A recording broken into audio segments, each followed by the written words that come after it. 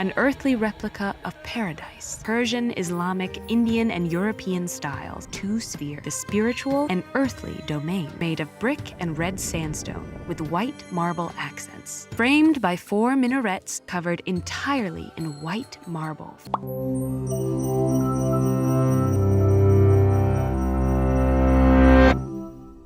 It's 1631 in Burhanpur, and Mumtaz Mahal, beloved wife of Mughal Emperor Shah Jahan, is giving birth to their 14th child. A healthy girl is born, but not without difficulty. Shah Jahan rushes to Mumtaz's side, but he cannot save her. Sobbing uncontrollably, the emperor decides to build a tomb worthy of his queen, an earthly replica of paradise, to embody their perfect love and project the power of the Mughal Empire for all time. Construction of the Taj Mahal began roughly 7 months later. Royal architects worked to bring Shah Jahan's vision to life at a site chosen by the emperor in the bustling imperial city of Agra. The Yamuna riverfront was already dotted with exquisite residences, gardens, and mausoleums. But when complete, the Taj Mahal would be the most magnificent structure of all.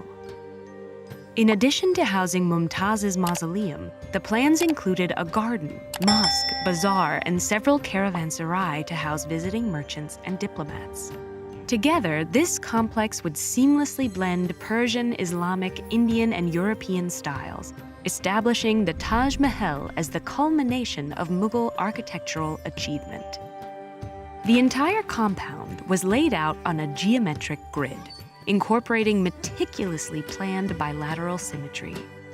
To further establish an atmosphere of balance and harmony, the architects divided the complex into 2 spheres, representing the spiritual and earthly domains. Most of the structures were made of brick and red sandstone with white marble accents. This was a common motif in Mughal architecture, inspired by ancient Indian traditions associating white with spiritual purity and red with warriors and royalty. But the central mausoleum took more inspiration from the Islamic tradition. Framed by 4 minarets, the structure was covered entirely in white marble from quarries over 400 kilometers away.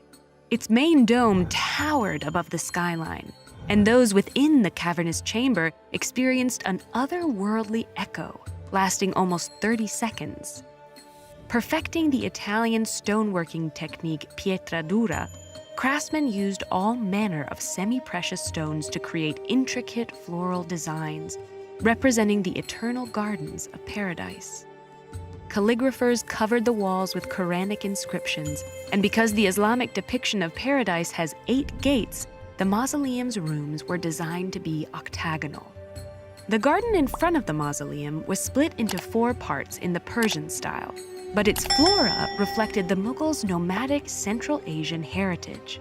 Flowers and trees were carefully selected to add color, sweet scents, and fresh fruit to be sold in the bazaar. Masons built intersecting walkways, pools, and channels of water to weave through the lush greenery. Even before its completion, Shah Jahan used the Taj to host the annual commemoration of Mumtaz's death, celebrating her reunification with the divine. Directly across the river, Shah Jahan built another sprawling garden with a central pool that perfectly reflected the mausoleum.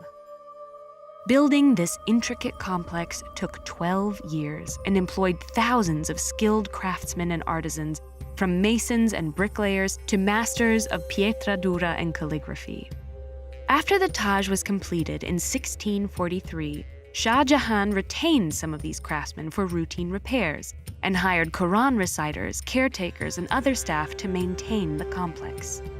He paid these workers by establishing a vast endowment for the Taj, a system which remained in place until the early 19th century. Since its completion, Shah Jahan's grand memorial has drawn travelers from around the world. And every time a visitor is awed by the mausoleum, the emperor's goal is achieved anew.